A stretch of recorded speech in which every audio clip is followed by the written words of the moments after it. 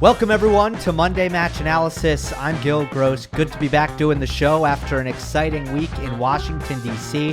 for the Citi Open. It ends with Jannik Sinner's arms raised in the biggest title of the 19-year-old Italian's career.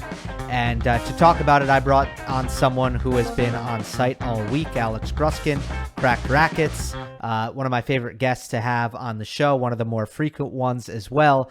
And we cover a great deal of things from, obviously, Sinner, the finalist Mackie McDonald, Jenson, Brooksby, American, who made an incredible run and is on an amazing run of form in 2021, and Rafael Nadal, who entered the tournament, made his debut, playing it for the first time, and ran into trouble, escaped it against Jack Sock in his first match, but then was ousted by South African Lloyd Harris in his second match. So we really get into everything there, and I'm able to also, there's plenty of space for me to get my opinions in. So for the sake of not being redundant, I'm not going to monologue too long here to start. Then we'll go to the Alex Gruskin chat, and then a preview of the National Bank Open, where the men are in Toronto this year.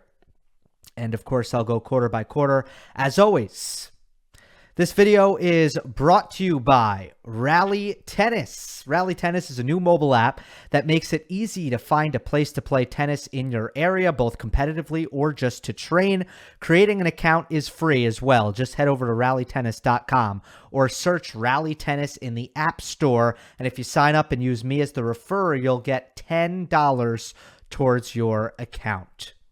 I'm really, once again, blown away by Jannik Sinner after this week. And he is someone who I've been high on from the start. And I know some criticism has crept in maybe about his game and being one-dimensional or something. But I mean, all the weaknesses that he has are improving so quickly. And that's kind of the common theme, I feel like, for his game. And why I've remained so bullish on Jannik Sinner is that he is improving at such a fast rate. And it's the one thing that I look towards when a young player is just trajectory and rate of improvement. And if you look at his career arc, the story of his career, it's written all over it. January 2018, he's 16 years old. He's unranked. October 2019, he's in the top 100. So that's a year later, from unranked to the top 100, a little bit more than a year.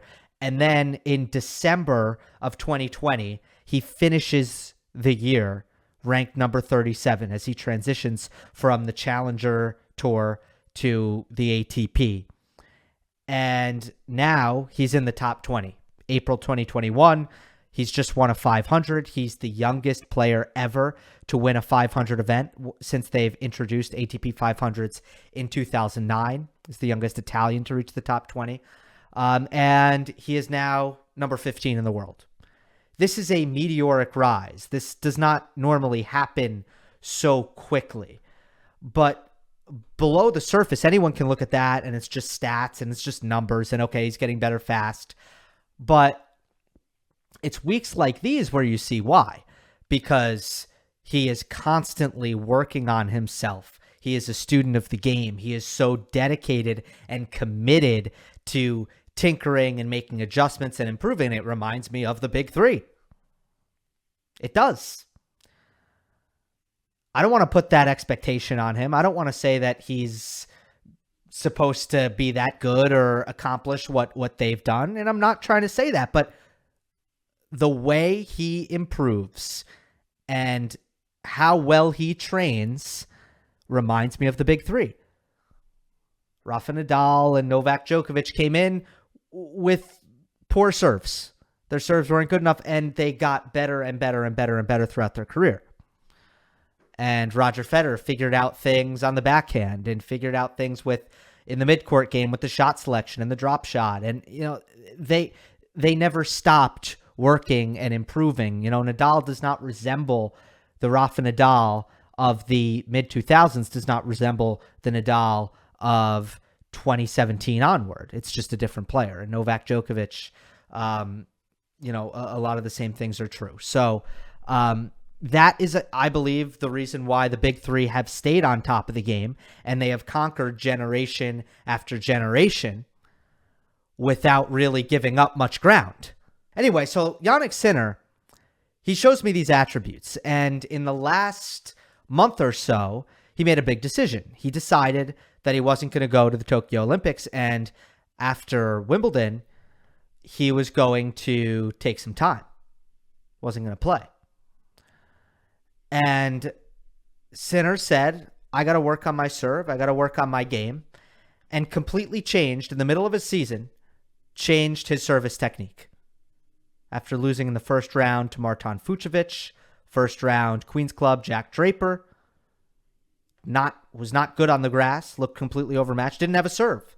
And I said going into Wimbledon, it's going to be very hard to do well at Wimbledon without a first serve because you're going to run into others who are getting those cheap points and those free points on a regular basis. And if you're not getting those, well, you're fighting an uphill battle. You're at a disadvantage. And that's the battle Sinner was fighting. And clearly he said, I'm kind of tired of this and I want to try to change something.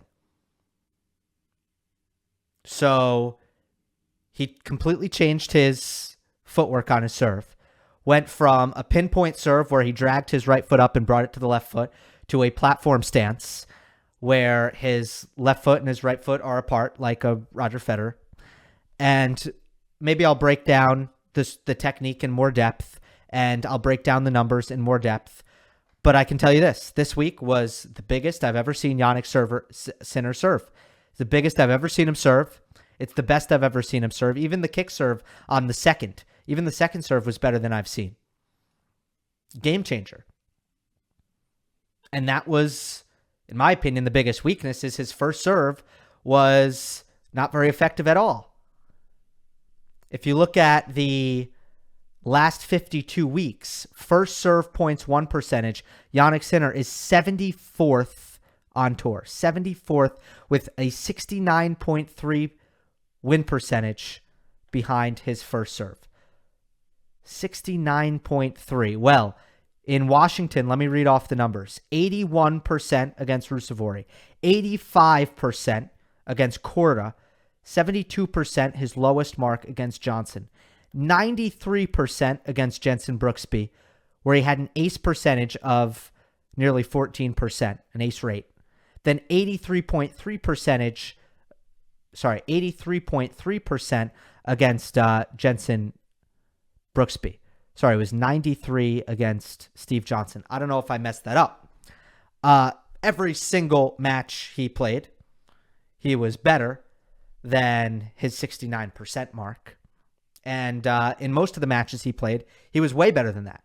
And the eye test would just confirm, even in the clutch, his serve was coming up huge. Third set, big service game. The one time he faced a break point midway through the third set before being broken, serving for the match, as I'll get to a little bit later. Sinner was in a hole, made 3 straight first serves, hit 2 +1 backhands that ended the point, and had a service winner in between. These are the kinds of things that just, they were not in his game. And he decides to not go to the Olympics, get to the practice court, change his technique in the middle of the season. It's kind of unheard of. It's a little bit unheard of. You normally do that in the offseason, maybe. But to have the maturity to make that decision, even if it was his team, even if it was Piatti, to have that maturity to execute that or to be on board with that is incredible to me. His movement is so much better. He is winning so many more points from a scrambling and defensive position. Won a lot of key points in the first set when he got the break with McDonald putting him on the stretch and approaching the net, and Sinner coming up with some massive passing shots in this match. He won so many points from difficult positions. That wasn't in his game. How solid he is on the run when he's pushed to the corners. Point of the match, really, with McDonald serving at 4-5. Add in, if you go to my Twitter feed at Gill_Gross, I posted the video of that point. It's a point that he can't win that point earlier in his career. He doesn't have that. where he's scrambling, he's on the dead run, he has to use every ounce of his speed, and he digs it out. It's a big difference between the first set and the third set and the second set. In the second set, he just wasn't doing a lot of digging with his legs, and he was not putting balls in the court when he had to play a little defense, and it was just, I think, a lot just fatigue and getting a little bit comfortable. He got a bit comfortable in this match, and in the second set, he was not using his legs as much, and he was not as focused. But it's understandable. I think fatigue and just getting that lead, the motivation and the intensity dipped a little bit in this match. But all in all, I was very impressed with his movement this week. Very stable into the corners. And then lastly, I thought his net game was a lot better. And he used it a ton against Brooksby, and he knew he had to, because Brooksby is so good. When he gets his racket on the ball is not only going to find its way back in the court, but he's going to have decent depth on it. His defense is so good, Brooksby, that you have to find ways to finish, and you have to sneak in on Jenson Brooksby, or he's going to extend the rallies and really bother you. And Sinner was moving forward more against Brooksby than I've seen in a long time. And his volleys, as Gruskin points out when we talk, his volleys are way improved. And honestly, that's the big three. When Sinner first came on to tour, I said there are three things he needs to do better. First of all, if you make him defend, you're going to win against him because his legs aren't strong enough. That's the first thing I ever said when I saw Sinner. And I loved him on the front foot. I loved his offense. But if you make him run, you're going to win some points because his legs aren't strong enough yet. I no longer really think that's true. I think Sinner can run. I don't know if he can do it for a real extended period of time. I think you can still get to his legs. But when the intensity is up, and if he has to do it in short spurts, he can run. And he's very stable in the corners now when he has to defend in terms of his base and the strength in his legs. Then the second thing was his serve and his first serve, and it just needs to be bigger. And it needs to continue to improve. But the fact that it looked so much better this week, now maybe this is an overreaction. Sometimes we see players have a big week when it comes to their first serve. Alex de Minaur in Atlanta in 2019 or something like that, where the service numbers are just way better. But the fact that he changed his technique and the serve was better, and that just happened to happen in the same week, I mean, that's where you start to question whether or not it's a coincidence. And then the fact that his net game continues to improve, that's going to be the added layer to his offense that he's going to need. And this is why I'm positive he's going to be great. This is why I know he's going to be great, because he doesn't stop getting better. And I've been critical about Alexander Zverev and Felix Auger-Aliassime, who have had double faulting issues and have had inconsistency problems with their serve, and the serve just continues to look the same. The serve does not change. I think Felix has made some slight tweaks, but it took a while for that to happen. And just in general, those are two guys incredibly talented, unbelievable skill set, and just so gifted with incredible weapons that are going to take them so far in this sport. And they're going to have, and have already had, incredibly successful careers. But I have not seen them improve nearly as fast as Jannik Sinner has improved. To make that comparison, and this is the future of the sport, and I just think Sinner's getting better a lot faster than anyone. This is what I've seen. This is why I am so incredibly high on him. And this week was massive strides, in my opinion, where he shows me in the best way he could possibly show me that he is filling and working on his weaknesses. Now, the strengths, his power, generational. I've covered it before. And what about his composure?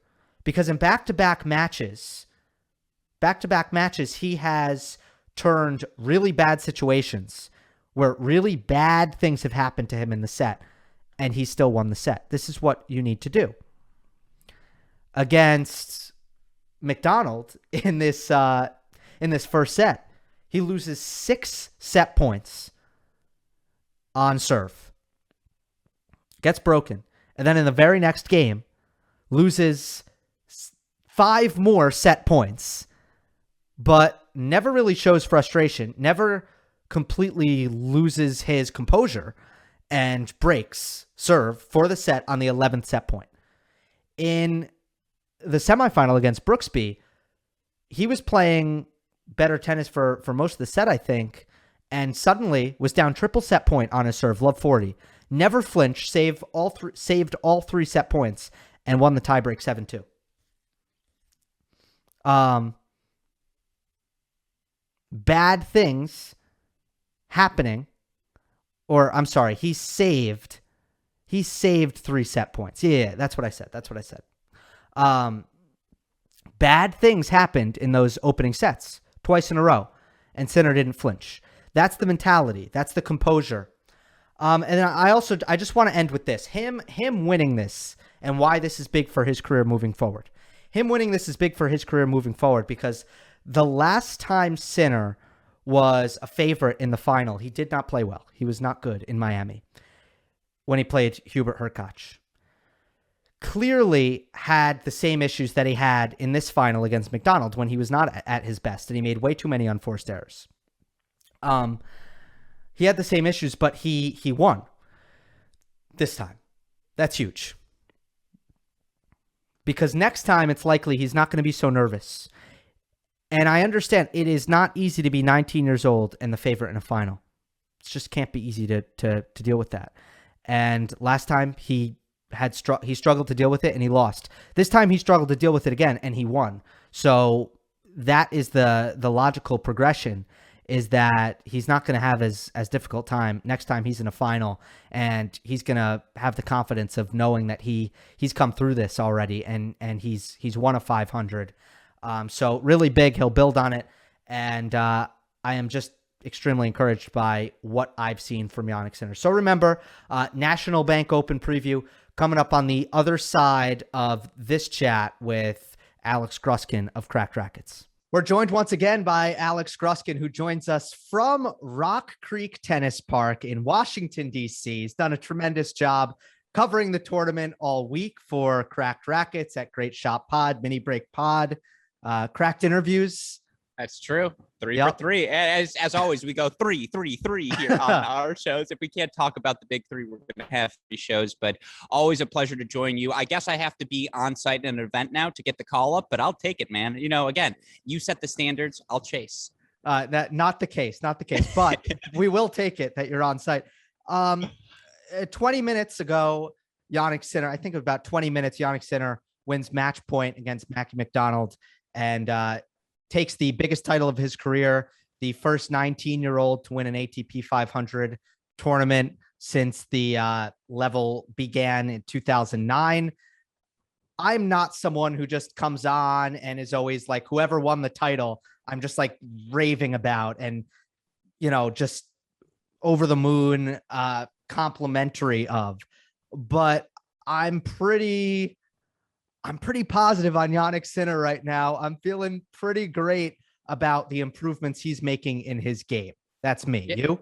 No, we're drinking the Sin Man Kool-Aid. There's no doubt about that. He was phenomenal all week long. And you just look at every match he played from start to finish here this week, whether it was, you know, going back to early in the event he had, I mean, I'm trying to think like when he was pushed. I guess the only time he was pushed was again Corda in round number 2 when he had a 5-2 2-break deficit in that round of, I believe, 16 match because, you know, I called it the Spider-Man meme match. Him and Emil Rusevori, that first round opponent, very similar games, a lot of power from the baseline. Sinner's just better at it than Rus was. He then beats his doubles partner in Corda. His demolition of Stevie Johnson was the match of the week that stood out most to me in his run because, you know, the Steve Johnson, when you're playing him, the game plan's clear, right? Serve big to the backhand, overwhelm that side with pace. And Stevie knows it's coming. And as such, he's usually able to prepare.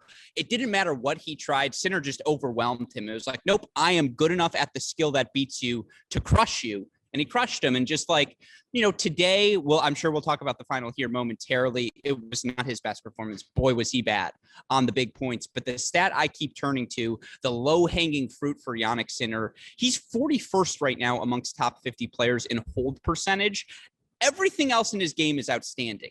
the serve has been the thing that's, I don't want to say held him back because he's 15 in the world at age 19, but it's the thing. It has. Yeah, I agree. Well, it's the thing that if you said that, I'd agree. Well, it's like if he's going to become the Grand Slam champion, best version of himself, the serve has to get better. And every player's serve gets better from the time they're 19 till they're 30. So, like, yeah, drink the Kool-Aid. What's the weakness, Gil? What's the weakness? He's those weaknesses. Redhead. He's a redhead. Yeah. Like, that's it. There it is. He's filling them up. He's clogging up every hole in his game. And we talk about the meteoric rise that he's had in the rankings and the fact that he was more focused on skiing than tennis when he was 13 years old. And that's really late. It's the rate of improvement is the thing that really jumps out to me. More on the serve. You've had good stats all week. And I think it's 41st in first serve win percentage, not hold percentage. I think he's 33rd in hold percentage. That's right. I have your tweet up. Yep. 33rd in hold percentage. Nothing I like more than hearing myself quoted. Percentage. Sorry, go on. well, look, how about this? He decides not to play the Olympics and he takes this time to change his service technique, going from the pinpoint, kind of drag the right foot up to the left foot up on the baseline to the platform serve. And it just looks like a more powerful motion. And then it's the results were there this week. It was, whoa, the pop is just more than we've seen. No, I think, again, what was so surprising to me when I looked at the statistics is despite all of the struggles, he was still 15th in percentage of second serve points won. And you're kind of scratching your head there. How can someone be 33rd in hold percentage and yet have, 15th most effective on their second serve points? And I think that speaks to the fact when he gets a look at a +1 ball, he's going to take advantage of it. That top speed, plan A for Jannik Sinner, so far advanced, and it's progressed so well even over the last 52 weeks. You look for him, he's made 4 finals in his career. All of them have come since November. And by the way, I love lists. Here's the list of players who have made multiple ATP finals and were born after the year 2000. Korda's made 2, Nakashima's made 2, Sinner's made 4, Felix Auger-Aliassime's made 8. Doesn't that list make sense to you, Gil? Like, that's a list of 4 names where I'm like, that makes sense moving forward. And I think for the Sin Man, again, what's the difference between him and an FAA who has the 8 finals but no titles? This is not only the improvement in serve, but for me, it's the finishing at the net, Gil. Jannik, people don't talk enough about Jannik Sinner as a volleyer. Jannik Sinner's a good volleyer. It's not like he will be good. No, already he knows what to do and where to be, and then he executes the first volley well as well. So I think, again, with the serve, what did you think of his effectiveness? Because I'm a little worried that sometimes it's just a one speed thing, much like FAA. I think there are some parallels where that speed is super, super fast, but it's a little one dimensional. Do you have that concern with him at all? Yes, I think he can overpress and make bouts of errors. He can play a really bad match. He played a really bad match against Hubie Hurkacz in his last big final in Miami. And he didn't ask Hurkacz to do that much to win that final.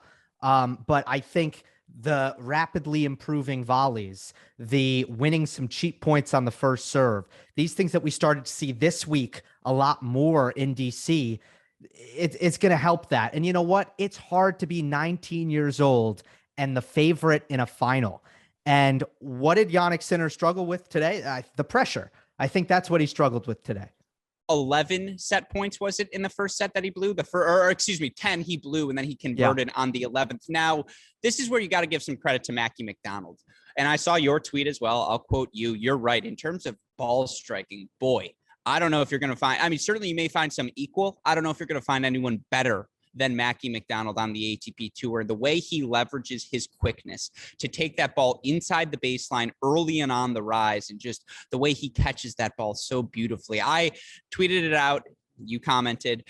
The on-the-run forehand, and I don't say this lightly, Del Poesque. Like, I don't get how that on-the-run forehand drops. And the reason I bring this up is he did put some pressure on Jannik on the big points, but there were a couple second serve returns. There was just, the really poor service game up 5-3 in the third, where just missed a couple first balls and made some easy errors.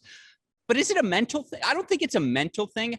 I think it's a one speed thing. I think it all comes back to this. It's Jannik's game plan is hit, hit, hit, hit, hit. And today against Mackie, I thought he just beat him by hitting through the center. Like he just straight up powered him. But in crunch time moments, it's nice to have a second speed to turn to. And I do think, like, again, if we're talking about, his second speed's not good enough, things are probably trending well for Jannik. But that was my concern today, is there was no second gear for him to turn to when clearly things weren't working on break points. Right. And Mackie had that because Mackie would hunker down a little bit, I think, in the big points. I think, he's so good at taking the ball early, and that's what he does. He does it so well. But I actually feel like he backed up sometimes in the bigger moments and just let Jannik miss.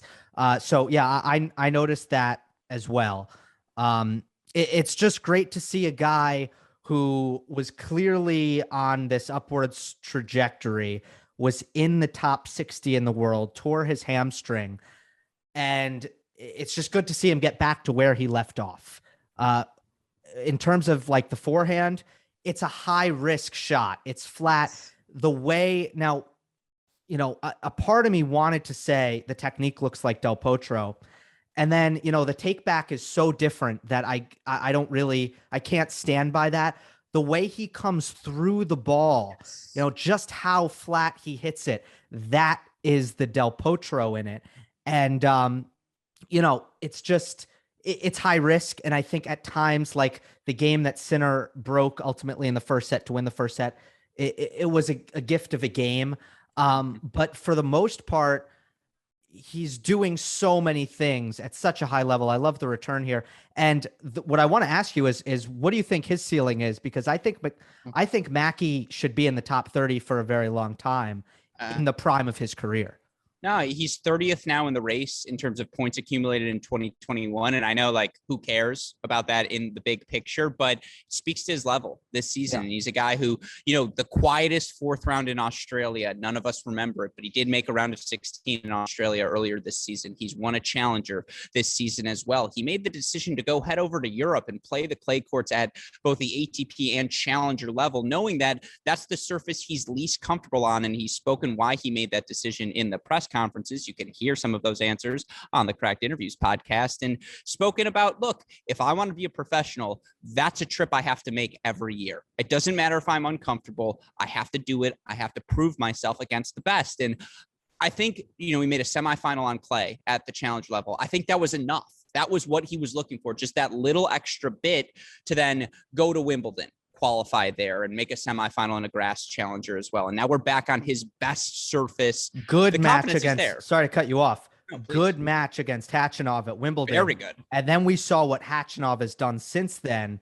Mm-hmm. And Mackie really pushed him. So I think anyone who's watched that match carefully, I even think we talked about it, could kind of see this coming, that, okay, Mackie's playing good tennis right now.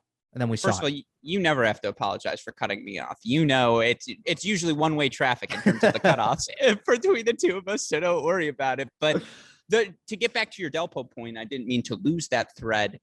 There's the way they get their momentum moving forward on the shot, even when they're on the run, and just watching all of these professionals, how they are always on their front foot. Like, that is the difference between a professional and a college player and a club player and all of the above, is they are always keeping their front foot forward, always getting their entire momentum behind the shot. He may only be 5'11", $160 soaking wet, but he gets every pound, every inch of his body, does Mackie McDonald, behind each of his ground strokes. And, the backhand so compact. The forehand, it works, like the contact point, mwah, beautiful. His ability to move forward. He is a top 20 athlete in terms of his quickness, his movement on a hard court. The serve is the question. And he has spoken openly about that question here as well. And you mentioned he's into the top 70 for the first time since he was hamstringless in 2019. It's been funny listening to him. He goes, look, I think I can break anyone's serve. The question for me is, when I'm serving well, that's when I have a result like I did this week. There is no doubt. You look at his numbers, he won about 80% of his first serve points this week. That's abnormal for Mackie McDonald, who's traditionally been around the high 60s range at the ATP Tour level. If he can even get that number to 70, 75, with how many returns he puts in play, with how good he is on grass courts, how proficient he is on hard courts, Like all it would take is 2 wins during the clay court season for him to sustain a top 50 ranking for the next 5 years until, he's 30, 31, 32 years old. I think that's the goal for him. Top 50 through your 30s. Yeah, it's interesting. I mean, he's going to be a David Goffin, a Kei Nishikori. He hopes to get to that height when it comes to those I think players. That's the max ceiling for the record. I agree with you. That would be like the best version of him is like a really good David Goffin performance. I agree with you. Right. And I guess just off the top of my head, the thing that separates those two from Mackie is just how easy the offense comes from the backhand side. Whereas Mackie, he's got a really good backhand, but when it comes to taking the ball like down the line and playing more aggressively, it's a forehand. I think it's just a little harder for him to generate pace on that backhand wing more. I think when today, Sinner was a great matchup. So was Nishikori in the semis because they're providing the topspin and all he's got to do is bunt down on that ball. I agree with you. Generating his own topspin, keeping that ball down against perhaps more of a grinder. That's where it gets a little tougher for him on that wing. Yep. All right. Jenson Brooksby makes the semifinal here. He has done nothing but win in 2021. Challenger record, I want to say 21-2. You probably correct me if I'm wrong. Got it. I got a head nod. Yeah, bravo, my friend. Well done. Kid, do you know where the 2 losses were? Here's the question. No. South Africa and Lexington. Carry on. All right. Newport obviously makes the final there, and now he's in the semifinal Citi Open. I mean, he's just taken everyone by storm. And the funny part about Jenson Brooksby is he's got the kind of game that people look at and they say, I don't understand why he's winning. I don't get it. What makes him good? What makes him come through these matches? So that's my question for you. Well, I'm really mad at myself because it was a 3rd loss and I didn't look it up, but Bjorn Fratangelo, I forgot he lost that match in Cleveland. So that's the 3rd one. So just for the record, because I am on the Jenson Brooksby beat, as you know, that is something I consider myself a student of Jenson Brooksby. And I've been really fortunate to have the chance to chat with him repeatedly and talk with his coaches as well. And I think I can attribute this now directly to his coach because Jenson did as much in the post-match presser as well. He's death by high percentage tennis. That is the catchphrase that will describe Jenson Brooksby throughout the course of his career. His stats reflect as much. Go look at his match log. Is that a thing? Do we call it the match log when you go like the list of matches on your tennis abstract? Is that called a match log? I would go with the word results. Yeah. Okay. You're the one who went to journalism school, so I'll take your word for it. But no, when you look at his results, you're going to see so many stat lines. The way LeBron puts up like 27, 9 and 9, and you're just like, oh, 9 and 8, like that's just his thing. Jenson Brooksby's serving splits are always going to be, he makes 70% of his first serves. He wins about 65% of his first serve points. He wins about 55% of his second serve points. That's just what it has been early in his career because he's making that first serve and he's hitting the target. Very little difference between those 2 serves. And then his ability to move the ball around the court. You're right. He doesn't have a natural pace generated by himself weapon, but the harder you hit the ball at him, the harder it's coming back at you. I mean, he broke down FAA easily in their match. He dropped, the only 2 sets he dropped this week were the 2 he lost to Jannik Sinner. And you mentioned this as well on Twitter. I think we both saw this. How about those adjustments from Brooksby in set 1 against Sinner? He played aggressive baseline tennis. I think that was his most impressive match of the week because I had never seen that gear in him before. And then it's just, advanced metrics. He's a top 40 ELO rating guy. Race to Shenzhen. He's accumulated top 50 amounts of points this year.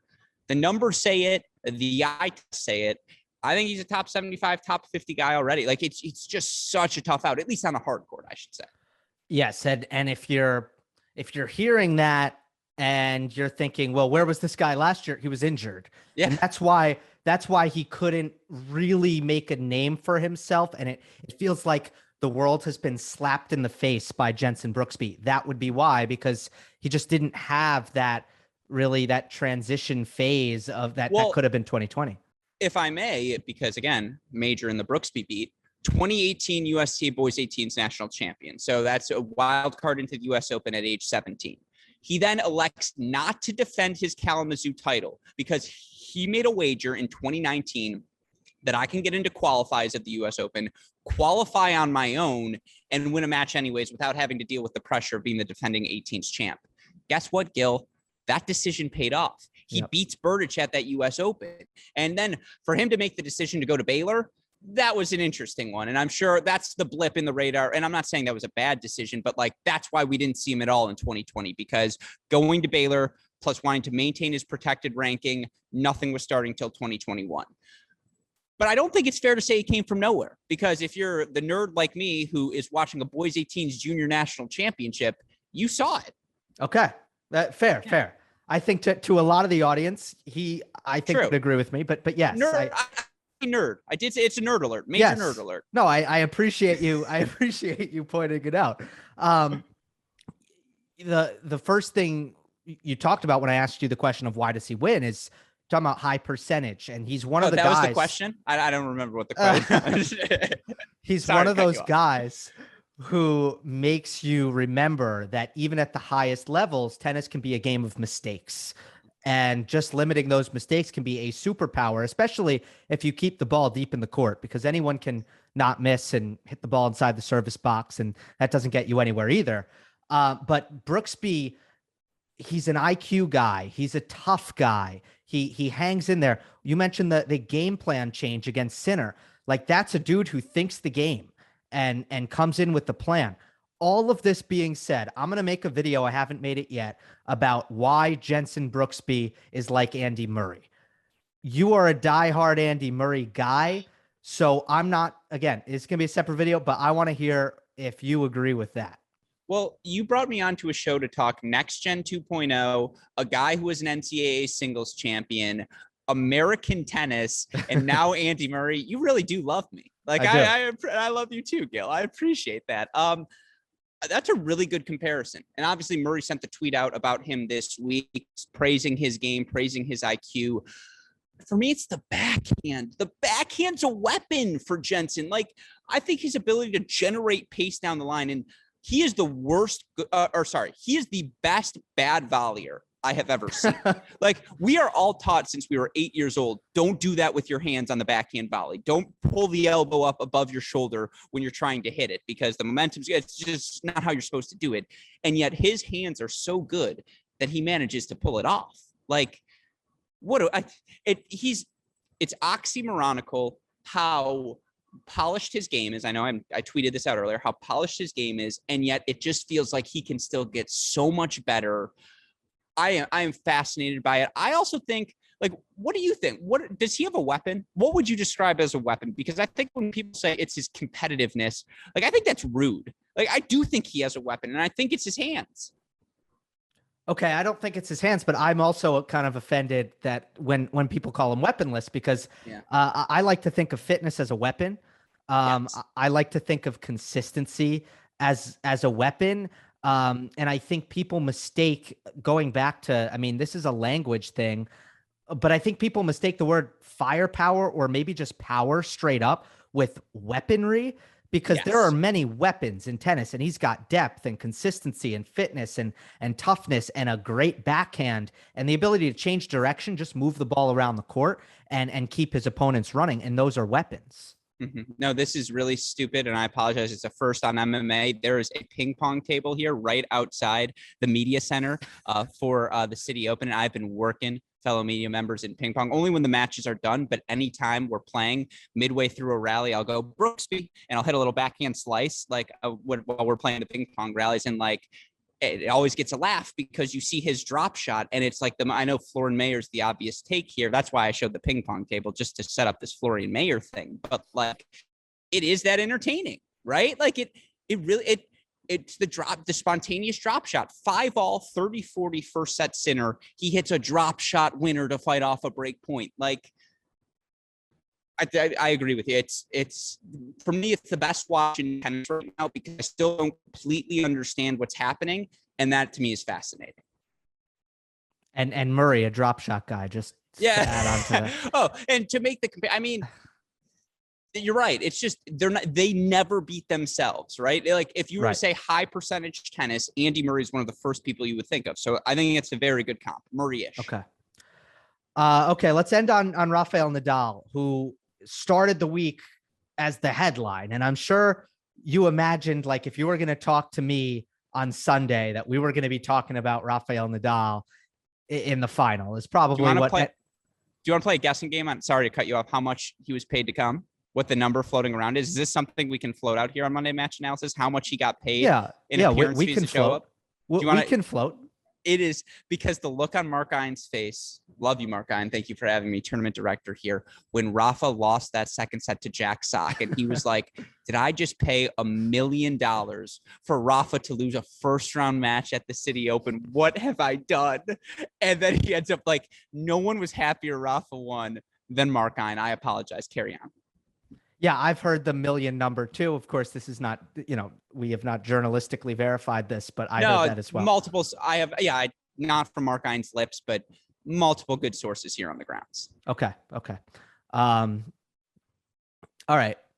Nadal escapes against Jack Sock, third set tiebreak. And then gets into trouble against Lloyd Harris and is not able to dig himself out. Like, I feel like the consensus during the Sock match was kind of, Sock's playing up to Nadal's level. But I think if you take the 6 sets in total as a whole, it was pretty clear that Nadal was playing down to their level. That was kind of how I felt. And yes, there were moments of brilliance, but it just seems like Nadal has a long way to go before he's ready to contend at the US Open. He just needs to get better than where he's at right now, or in the shape that he showed up to the Citi Open in. 333, the podcast you do with Amy and Joel, is one of the few other shows in tennis I listen to, because I think you guys have covered the big three beat. Sincerely, I'm not just blowing smoke up your derriere, better than anyone else. You've been on it for months now. And I just think every time you see him play, and if you look at the statistics as well, it's the serve for Rafa. It's 1000% the serve. And I sent out a tweet, first time I've ever gotten 1,000 likes on a tweet. I started to feel like you, that watching Rafa in person is just the most magnificent experience in tennis, that it's just so captivating. The energy he plays with, the 110% he gives on every point. When he won the Jack Sock match, the fist pump he let out, you would have thought he won the US Open. Not a random first round of a tournament that means nothing to his long-term future. And yet the serve's a problem. And like Sock did it, Harris did it as well. They found forehands on the return or aggressive positioning on the return whenever they wanted. And he's still Rafa, so we can still play those two players super, super close. But just, it's not fun to start every point on your serve from a deficit. And that at least was my view of it here up close. Did you look that way on TV as well? Yes, I thought the serve was a problem. I also just thought the depth was a problem. Yeah. And I felt, especially with Sock, but with Harris too, you have to make them run and defend, and then they're going to be uncomfortable. And you got to make them hit backhands as well. And I just thought they got too many short forehands. And then, it should come to nobody's surprise that if Sock or Lloyd Harris gets a lot of forehands short in the court to look at, that they are going to destroy them with regularity and consistency. Now, in terms of the serve, do you think it's more of a first serve problem, a second serve problem, or both? Yes, both. I agree with you. I just think it's finding the first ball, because in return games, when he hits that first forehand cleanly, it's the Rafa of old. It's vintage Rafa. And I think you look at his return statistics, and there aren't too many metrics available. Tennis Abstract has first serve points won, second serve points won on return, as well as their break percentage. And Rafa's still above his career averages in all three of those numbers. And I think eye test wise, that checks out. I think it's both the first and the second serve. And again, he's below his career average in first serve, in his hold percentage as well. It's a little bit easier to pick where you want to play that first ball in the Rafa rally. And I actually think his backhand has gotten so much better. Like, his backhand is a weapon now. He's able to hit that ball decisively cross court, and to hit a decisive cross court backhand is not easy, but it's both serves. Like, I saw it in both matches. I know it's only 2 matches, but I think we saw it at the French Open as well. I think we've seen it all year. The serve is just, you used it. I know depth isn't something you usually associate with serves, but it just feels like the serve is sitting short in the box. Yes. And I think there's been a lot of serves in the net also. I feel like it's the legs. It's his legs. Yeah. He's 35 or 4, whatever it is. Yeah. All right. I'm going to let you go. I want to know in let's say a year from now, what's going to be either the story you tell the most from this week or the memory that's going to stay in your head more than anything from this week? All right. I have one question to throw at you as well. That's an excellent one, though. I mean, it's do you want the ego? I have a couple of different I've got a couple of different ones. There'll be do I three. want the ego from you? Yeah. Okay. I won't say who, but there's a certain player I am friendly with who asked me if I wanted to hit the town with them Friday night. And I said, I would love to hit the town with you on Friday night. Or it might have been Thursday night. And we ran into some cool people. And so there's some things I can't give away. I'm not are they supposed tennis, to give are they tennis related people? Yes. Okay. There are tennis players who are still in the city. And there are things I'm not supposed to say. Let's just say so Benoit Paire had a great week. We'll start there. The other ones, I'm getting to ask the fact that when Brooksby was giving one-on-one, you request one-on-one interviews. The only one-on-one interview he gave after the finals was to Cracked Racquets. So you can go check that out. Cracked Interviews podcast. That will be professionally the thing that I take away is like, okay, I should be on the level. There was a lot of ping pong played. Again, that was super fun. But again, number one, Rafa in person. There's just not, that is what I will tell everyone is I got to see Rafa in person. I can only imagine what he looked like at 25 because 35, oh my goodness, the physicality, how much he cares. Like, I can't emphasize enough. He just cares so much, Gill. It's truly, it's the most amazing thing. Now, my final question to throw at you, I apologize. It was a little longer than I intended. I don't want to get a certain player in trouble. I was going to tell you the full details of who we saw, but I just feel like, you have a big following now, so I don't want to get him in trouble. And he asked me not to tell the story. I realized it like midway through. But anyways, You'll have to tell me off the air, but okay. Yeah, exactly. 14 American Patreon, Cracked Racquets. You can hear the story. 14 Americans at the start of next week are going to be in the top 100 of the ATP rankings. Now, none of them are going to be top 30. But 14 Americans, Gill. My final question to you. Are we back? Like, is American men's tennis back? Between Korda, Nakashima, and Brooksby, one of them is going to make, and I'm going to be as modest as I can with my prediction, because the worst thing you can do is take for granted that these guys are going to make these leaps because it's level upon level and upon level. My most modest prediction is one of them is going to be in a slam semifinal before they are 28 years old. I mean, that is to me being as safe as I can be. The consensus on the grounds, Korda sniffs in the elite group, but as many great prospects as we have, do we have an elite guy right now? Tough to say. And we don't have a Sinner, right? There's no American Sinner or American Tsitsipas. And Korda's close. Yeah, exactly. Korda's sniffing. He's definitely sniffing. But outside of that, not ready to say we're back, but we've got some guys in the mix. So it's certainly fun. Yeah, no, I mean, this Nakashima Korda Brooksby is the best there's been since I would think since Roddick Fish. Oh, see, Blake.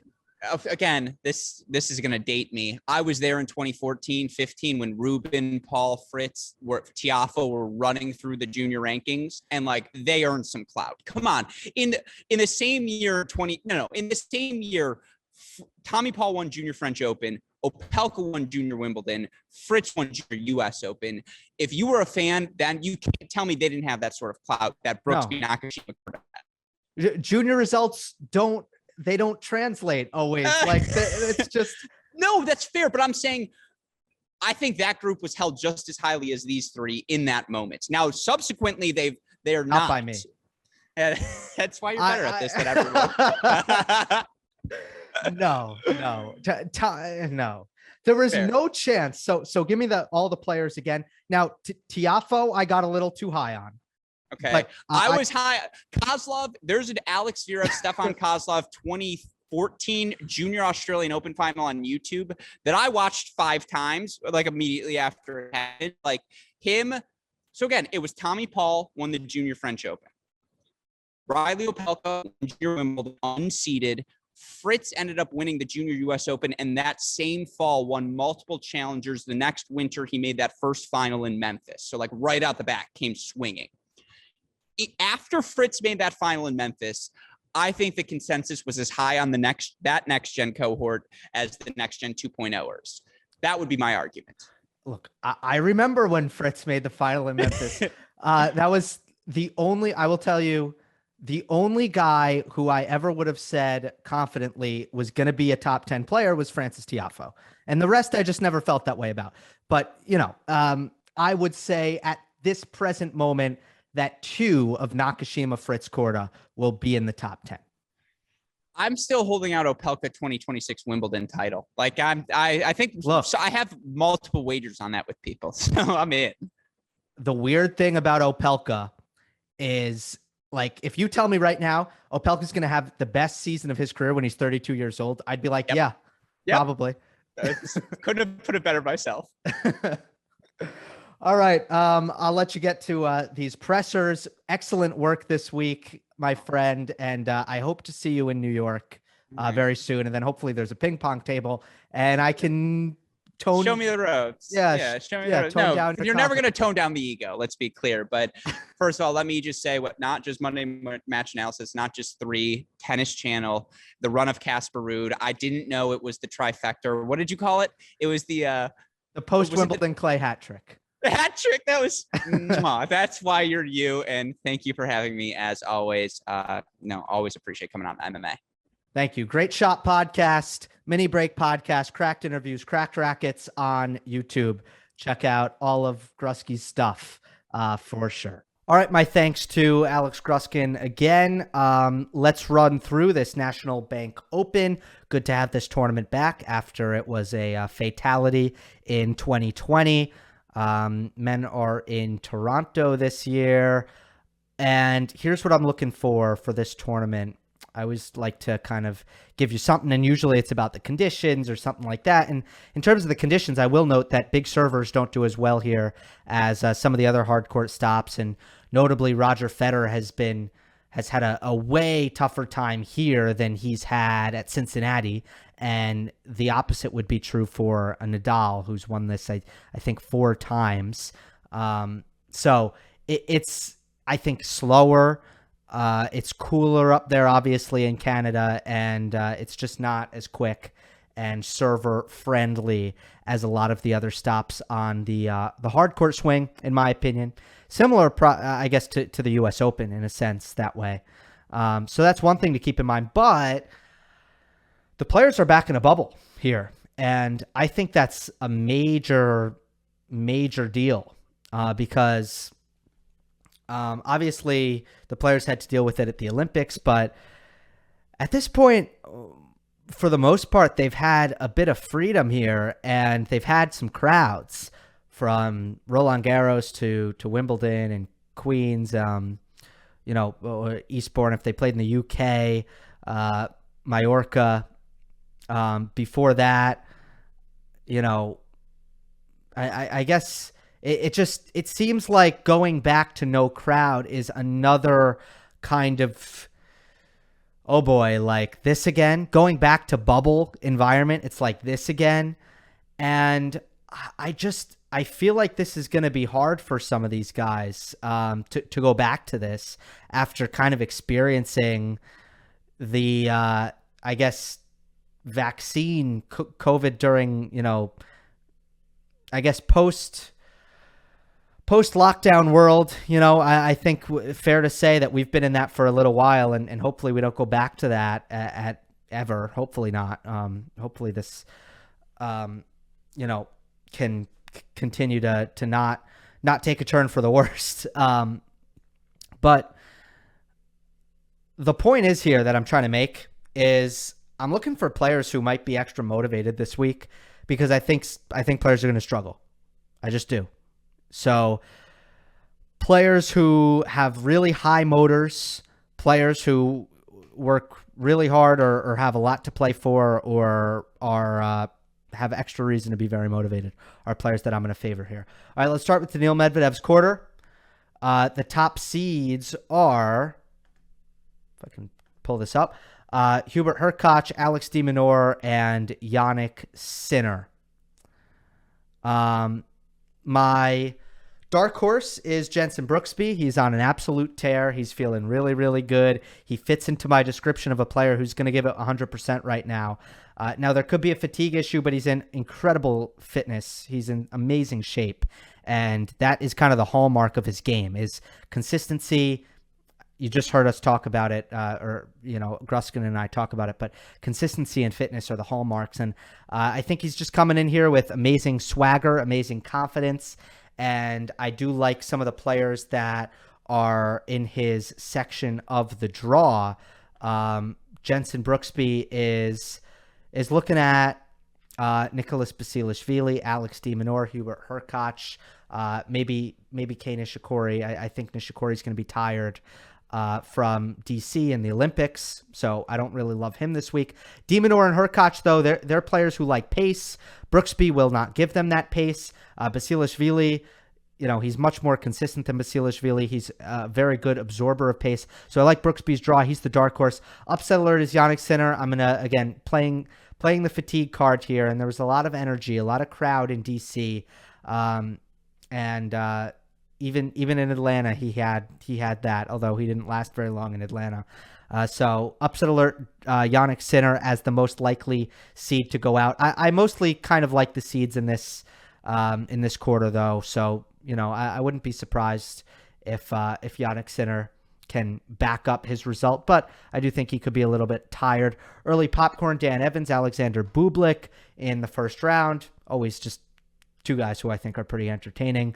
Is kind of my only reasoning for that. It would be interesting to see Evans against Medvedev. Evans is the textbook guy who can really bother Daniil with the low backhand slice, going to the net a lot, and he even has some kind of impressive shot tolerance at times, Dan Evans. So I think that could be a tough matchup. On the contrary, if Bublik wins, Medvedev owns Sasha Bublik and that head-to-head. So I think Medvedev will be rooting for the Kazakhstani.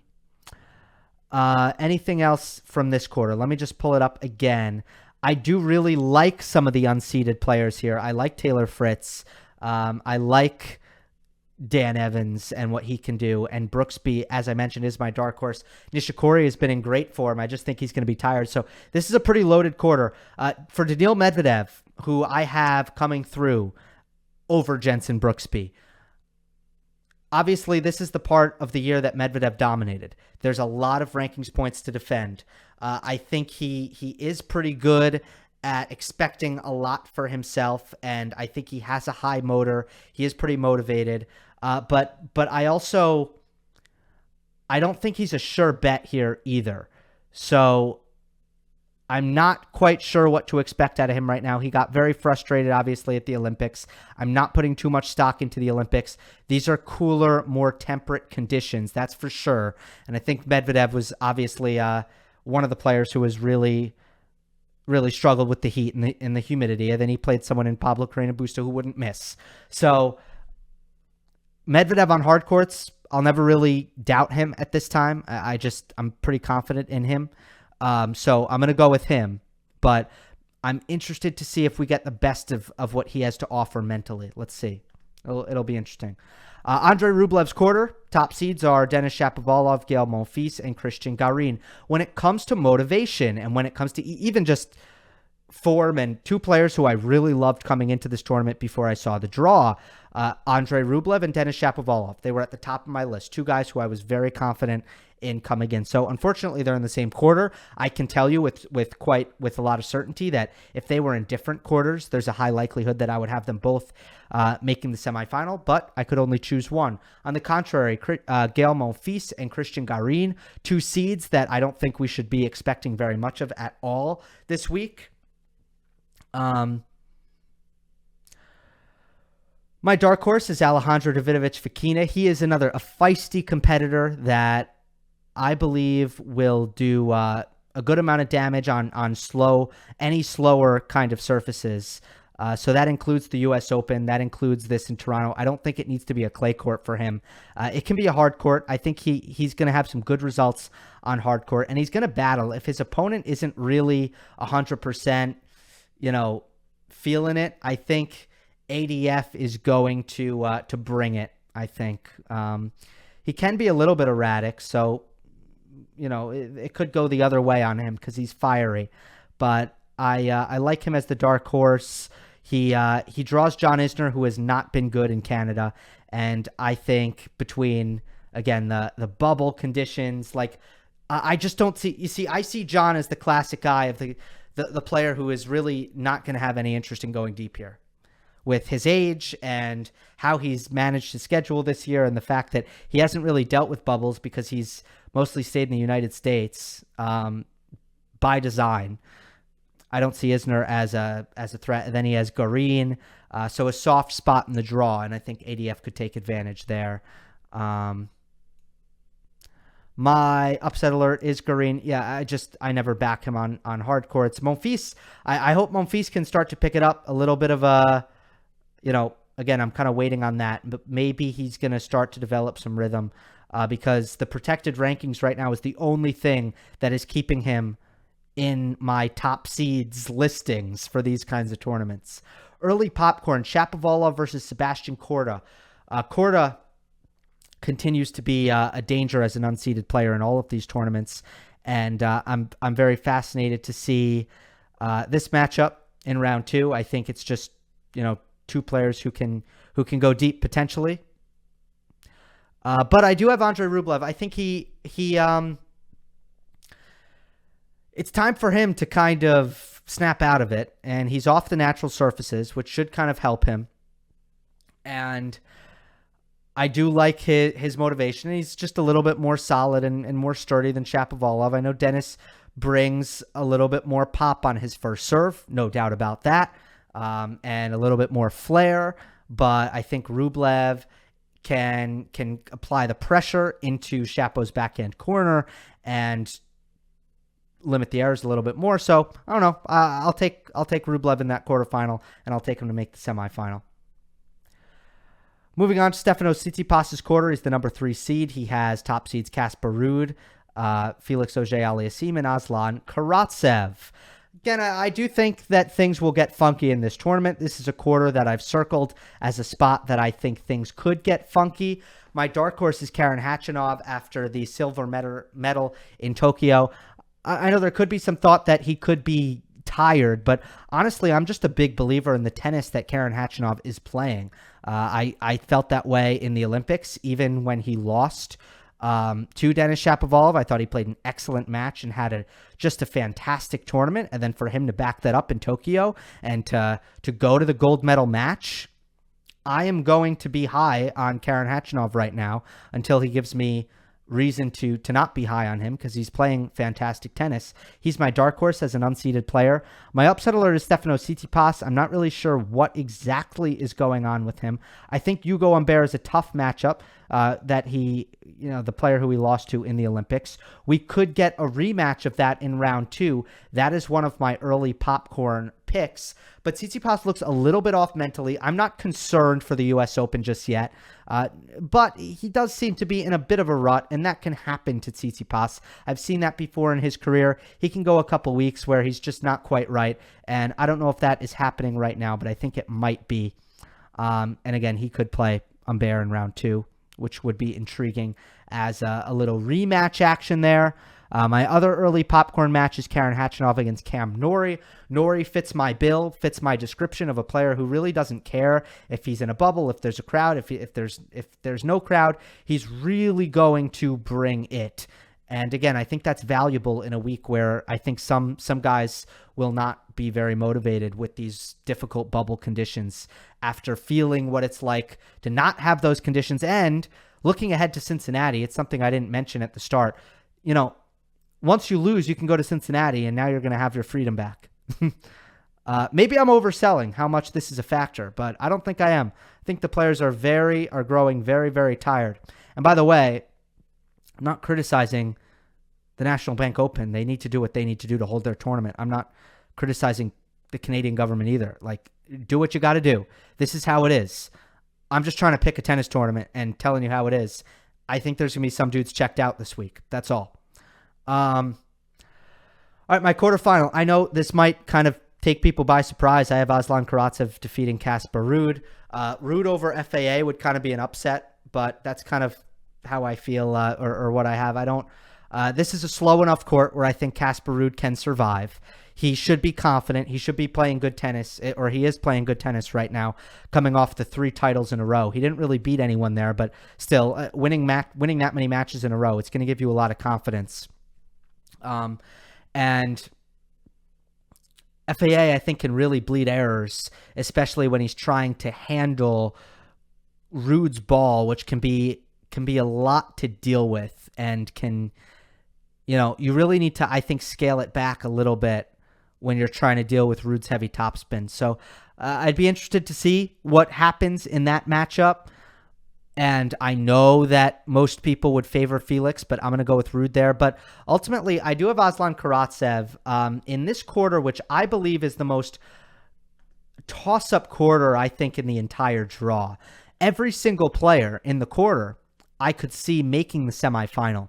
From Stefanos Tsitsipas to Hugo Humbert to Lorenzo Sonego, Karen Khachanov, Cam Norrie, and Aslan Karatsev. I believe those are 6 players, if I didn't mess up my counting.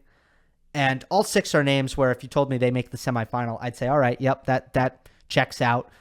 So this is a very difficult little section. And why am I going Aslan?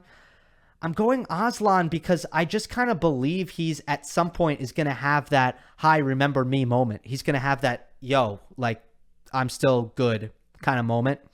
Maybe he won't, but remember, he went a year. Aslan Karatsev's results, I don't feel that they were coincidental. He went a long time with very consistently impressive results, a very long time. And then, to me, they were kind of disrupted by the introduction of the clay court season and then ultimately the grass court season. So he's back on hard court now. And I just think there could be like a welcome back to winning Aslan Karatsev moment eventually here. And why not this week? So that's why I went with Aslan Karatsev to make the semifinal. All right, we wrap things up with Rafael Nadal's quarter. The top seeds are Diego Schwartzman, according to my slide, Diego Schwartzman again, Roberto Bautista Agut, and Grigor Dimitrov. I can confirm that Schwartzman will only be playing once in this quarter. I really hate this quarter. I think it is really boring. No offense to the top seeds at all. It's not their fault. It's really the fact that I don't, in a Masters 1000 draw, usually there are a lot of really great unseeded players who I think can do a ton of damage. And that's because the cutoff is insanely low. What was it here? Will it tell me here? Yeah, last direct acceptance was Benoit Paire at 51 in the world. So we're looking at a tournament with only top 50 players. But in this little quarter here, I don't like the unseeded players. And I don't particularly love the seeds either. So sorry about that. It's going to make for, it's good news for Nadal, who needs to try to get some matches in and play himself into better form. But if I can just back up what I'm saying here, Benoit Paire, he doesn't want to play in a bubble. Mackenzie McDonald, probably very tired coming off the week that he's come off. Vasek Pospisil, wild card, not having a good season. Qualifier, not sure who that could be, obviously. Nick Kyrgios, completely checked out, has no interest in playing right now. Riley Opelka, very inconsistent at the moment. Again, these are not servers conditions. And then Lloyd Harris. I mean, he's going to draw Rafael Nadal if he comes through the qualifier in the first round. And is he going to beat Nadal again? I mean, who's going to bet on that?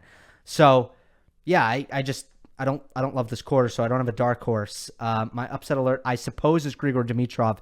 It's not the draw. It's just that Dimitrov has had trouble winning in general.